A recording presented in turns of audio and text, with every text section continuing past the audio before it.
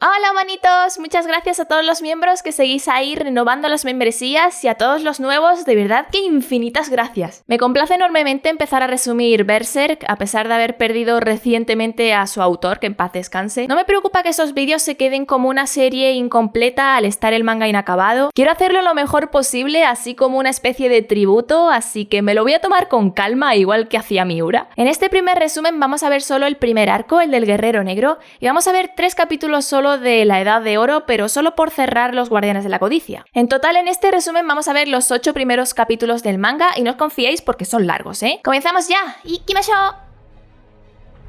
Esta historia comienza con Guts como protagonista, un antiguo mercenario que se dirigía a la ciudad de Koka. Allí, al entrar en una taberna, se encuentra con un grupo de bandidos que estaban torturando a un pequeño elfo.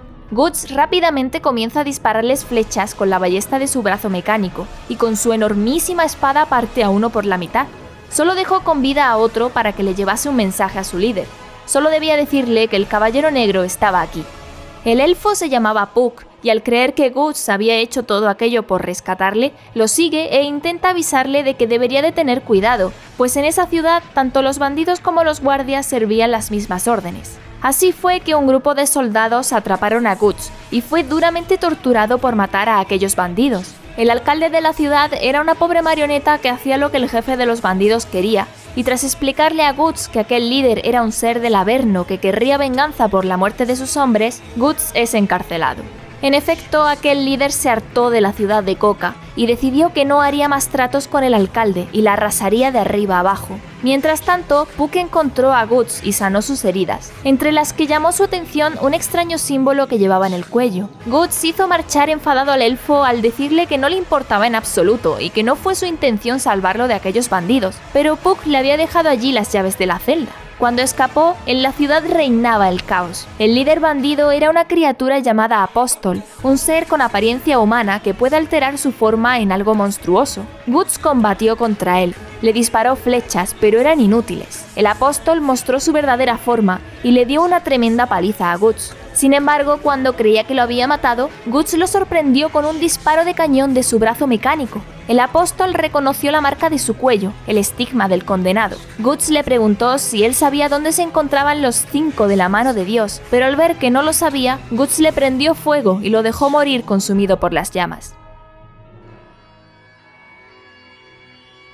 Pocos días después, Puck encuentra de nuevo a Guts en un bosque. Estaba herido, así que lo cura de nuevo, mientras le explica que estaba interesado en ver más seres demoníacos como aquel Apóstol, e insinúa la idea de viajar junto a Guts. Guts, sin embargo, no quería que el elfo lo siguiera, y lo menosprecia diciendo que era un bicho bocazas y débil al que le daban ganas de aplastar. Por este comentario, los dos se vuelven a separar, y horas después, un cura en un carro se ofrece a llevar a Guts. Este se niega varias veces, pero al final acepta y sube, encontrándose allí de nuevo con Puck. El cura viajaba con su hija, y a pesar de que Guts advierte de los peligros del camino, el hombre estaba seguro de que Dios les protegería.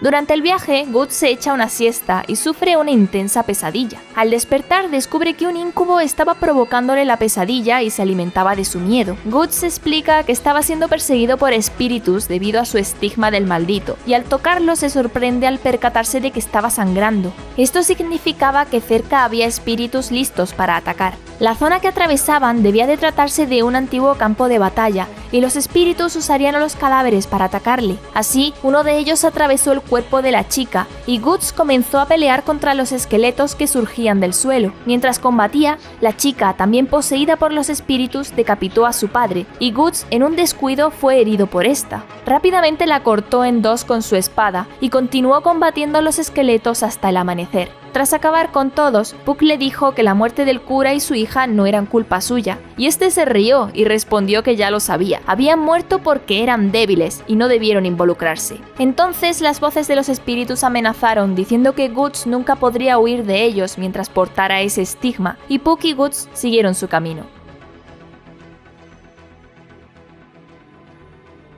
Poco después llegaron a un condado, donde Guts presencia la decapitación de una presunta hereje. El conde de aquel territorio, al parecer, condenaba frecuentemente de herejía a su población. Guts entonces recogió la cabeza de la ejecutada y la lanzó hacia el conde, el cual se sorprende al ver que Guts le había dibujado en la frente el estigma del maldito. El conde interpretó que sus actos eran una declaración de guerra, por lo que mandó a los guardias a atraparle, pero cuando lo trataron de arrestar, Guts usó su gigantesca espada para deshacerse de todos ellos. La espada era tan exagerada que como mejor se definía era como masa de hierro. Puck le echó una mano cegando a los ballesteros que iban a disparar contra él, y entonces llegó Thondark, el capitán de los soldados, un hombre muy corpulento y blindado en su armadura. Parecía que Thondark había acorralado a Guts, pero Guts vio a través de sus movimientos y de un golpe destrozó su martillo y parte de su armadura, rematando con una patada. Llegaban refuerzos y entonces un pequeño hombre encapuchado lanzó una bomba de humo y guió a Guts a un lugar seguro. El hombrecillo comentaba que en aquella ciudad cualquiera al que acusaran de hereje acabaría decapitado, por lo que los mismos vecinos y familiares se temían entre sí.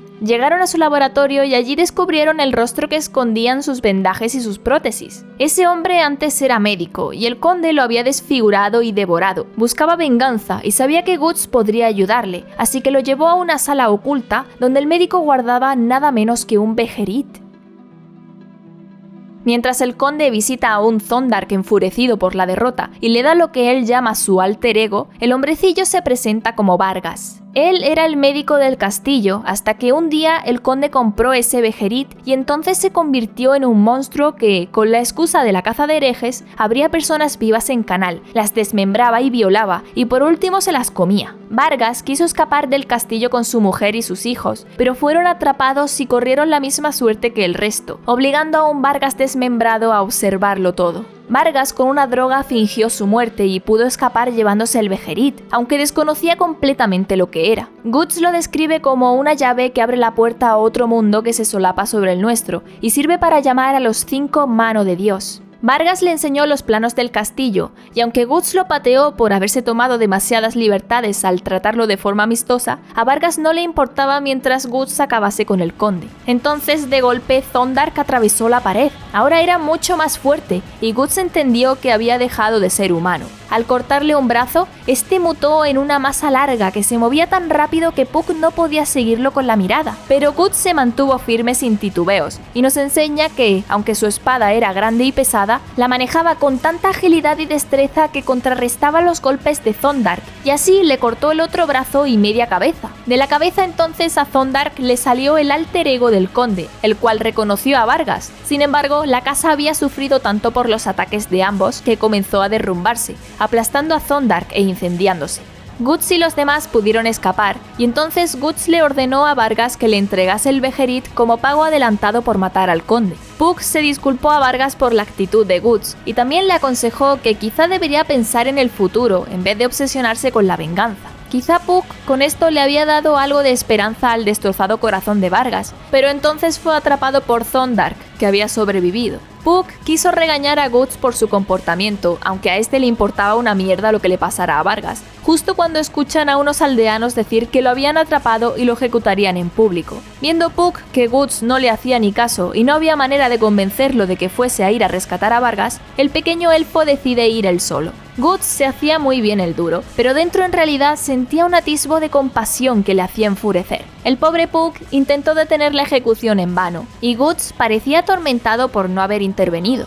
Esa noche fue al lugar donde desechaban los cuerpos de los herejes ejecutados, y tras prometerle a la cabeza de Vargas que a partir de ahora lo haría mejor, los espíritus de los decapitados comenzaron a atormentarle. Gritándoles y mandándolos a la mierda, Guts se libró de ellos y se dispuso a infiltrarse en el castillo.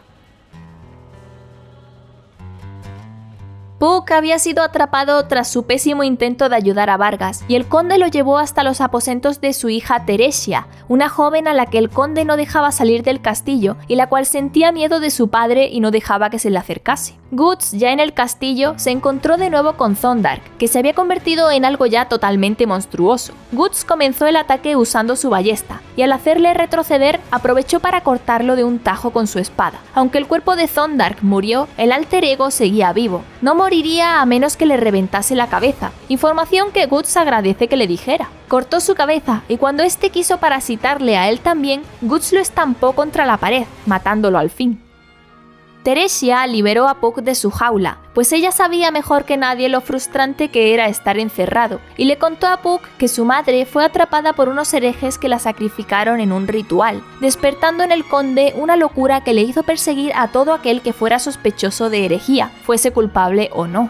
Teresia llevaba 7 años allí encerrada y no quería que Puck pasase por lo mismo, así que le abrió la ventana y lo dejó escapar. Puck, antes de irse, le prometió a Teresia que volvería por ella y comprendió que el conde, por tal de vengarse de los herejes que mataron a su esposa, abrazó la magia negra, invocando a los Mano de Dios, que lo convirtieron en un demonio. Guts se había vendado las heridas y Dal, el valido del conde, junto a decenas de guardias, le cortaron el paso. Guts se deshizo de todos los guardias con facilidad, y aunque Dal llamó a su mejor guerrero, Guts lo partió en dos con su espada como si tal cosa. Arrastrando al viejo con él, Guts se abrió paso hasta la sala del trono donde se encontraba el conde. Este intentó tenderle una trampa, pero Guts tenía buenos reflejos y pudo detenerlo. Sin embargo, el conde cambió a su forma de apóstol, un monstruo gigantesco que cuanto más lo cortaba Guts con su espada, más crecía y se expandía, llegando a derrumbar parte de la habitación de Teresia y rompiendo la puerta, la cual, inspirada por Puck, decidió escapar. Guts utilizó a Dal de señuelo con su capa para distraer al conde y asestarle un buen corte en la cara, pero el conde lo atrapó. Según el conde, los humanos tenían grandes limitaciones, aunque confesó estar sorprendido porque Guts siguiera vivo a pesar de haber sido marcado con el estigma. Por mucho que lo intentara, Guts no podría alterar la divina providencia. Su destino estaba sellado por el estigma, y el conde le ayudaría matándolo y enviándolo al infierno. Puck, entonces, irritado, le responde al conde que antes él también era humano, y un humano débil que eligió dejar de lado su humanidad para poder escapar de su sufrimiento. Puck recogió el Bejerit y mientras esquivaba al conde, Teresia entró en la sala, horrorizándose al ver a su padre convertido en un monstruo. Guts entonces recobró la consciencia y se dejó golpear a posta por el conde para acercarse a su hija y atraparla como rehén. El conde cortó su ataque en seco, lo que le dio la oportunidad a Guts de dispararle con su cañón, y como tenía los dedos rotos, agarró la espada con la boca y decapitó al conde. Guts lo torturó delante de su hija, que no paraba de gritar aterrorizada, pero entonces la sangre del conde llegó hasta el Bejerit mientras este se aferraba a la vida, lo que les hizo conectar con el otro lado, allá donde se encontraban los 5 Mano de Dios que acudieron a la llamada. Guts reconocía a uno de ellos, al quien llamaba por el nombre de Griffith. El conde les pidió que mataran a Guts, pero no podían concederle ese deseo porque no fue esa la razón por la que fueron llamados. El conde los invocó suplicando por su propia vida, así que no matarían a Guts. De hecho, para Griffith era tan insignificante que no valía la pena siquiera tenerlo en consideración. El estigma dolía más cuanto más poderoso era el demonio al que Guts se enfrentaba, y ante los Mano de Dios el dolor era tan profundo que podría matarlo. Guts le echó en cara a Griffith que fue gracias a él que Griffith se encontraba en esa posición, pero para Griffith, Guts no fue más que un pequeño sacrificio. Él fue quien marcó a Guts con el estigma. Aunque trató de atacarle, fue totalmente inútil y quedó tan mal herido que lo daban ya casi por muerto. Ahora comenzaría lo que ellos llamaban la ceremonia de advenimiento demoníaco, en la cual el conde debería de ofrecer un sacrificio para liberarse completamente de su humanidad. El conde quiso ofrecer al mismo Guts, pero no podía ser. Debía de tratarse de alguien bien preciado para el conde. Solo podía sacrificar a su hija. Al negarse en rotundo, los Mano de Dios le recordaron que ya pasó por esto una vez y mostraron a todos el recuerdo de lo que realmente sucedió con su esposa. Un día, el conde volvió de un largo viaje antes de lo previsto y sorprendió a su esposa en plena orgía satánica con la cara desencajada de la lujuria. El conde, fuera de sí, los mató a todos, pero no pudo matar a su esposa, la cual sonrió con cierto orgullo de vencedora. El conde se hallaba en un abismo de desesperación, la odiaba, pero a la vez la amaba. Nada podía apaciguar los lamentos de su alma, y ante el Bejerit se abrieron las puertas dimensionales, donde el conde ofreció a su esposa como sacrificio para liberarse de su sufrimiento.